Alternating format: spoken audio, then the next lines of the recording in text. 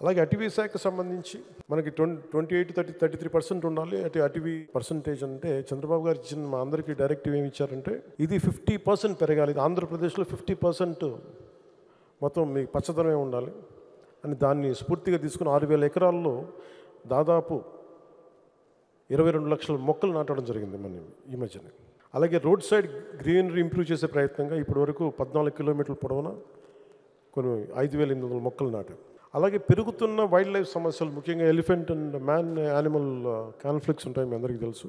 మనం చిత్తూరులో చూసాం, అలాగే మనకి విజయనగరం, మన పార్వతీపురం, పాతపట్నంలో చూస్తూ ఉన్నాం.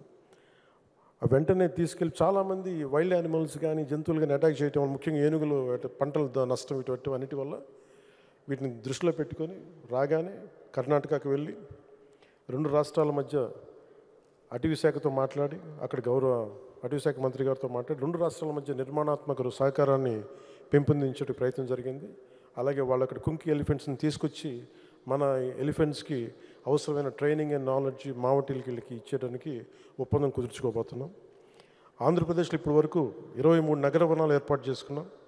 కొత్తగా 13 నగర వనాలను మంజూరు చేయించుకున్నాం. కొత్త నగర వనాల కోసం 15 కోట్ల 40 లక్షల నగర వనాల అభివృద్ధికి మొట్టమొదటి విడతగా డబ్బులు విడుదల చేయడం జరిగింది. అంతేకాకుండా 32 కమ్యూనిటీ బేస్డ్ ఎకో టూరిజం సెంటర్స్ని ప్రారంభించాం.